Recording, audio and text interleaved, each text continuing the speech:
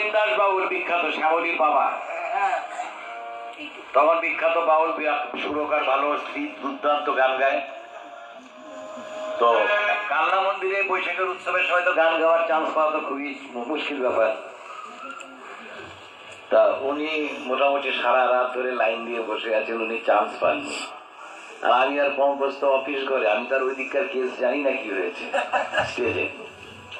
উনি গান গায়ননি, ভোরবেলায় 5:30 বাজে তখন পোটলা পাটলি নিয়ে রাগে চোটে বউ বাচ্চা নিয়ে চলে যাচ্ছে, আর সবাই ওকে মারতে, দাঁড়াও দাঁড়াও, তুমি যেও না যেও না। আমি উঠে গিয়ে বলছি, কি হয়েছে বাবা? না না, আমি কান্নায় কোনোদিন আসবো না। আমার কেন, কি হয়েছে? সারা রাত ধরে বসে আছি, আমি উপেন্দাস বাবুল, আমাকে একটা গান গাইতে দেওয়া হল না। তাতে কি আছে? গান শুনেছো তো তুমি? না গান গাইলে, গান তো শুনেছো তো। আবার গান গাইবে, যখন গান গাওয়ার থাকবে তখন গান গাইবে। বাবা বাবার কাছ থেকে ওই গান করে যেও না। না, আমি চলে যাবো।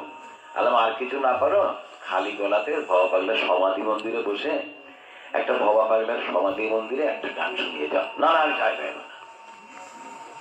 আর উপেন দাসের কি অবস্থা হয়েছে সে তো পৃথিবীতে নেই, আমরা মোটামুটি বাউল জগতের সবাই কিন্তু জানি। সুতরাং একটা মত কথা কি বলতো, ভবা পাগলার কাছে এসে কেউ যদি মনে করো যে আমি শিল্পী, আমি একটা গান করব, তাহলে তো আমি ভবা পাগলার নাতি, আমার মোটা লেজ আছে পেছনে, আমি তো এখানে এখন অনেকগুলো গান গাইতে পারতাম। আমি কি একটাও গান গিয়েছি? নাও, গান করো, শুরু করো। জয় বাবা, জয় বাবা।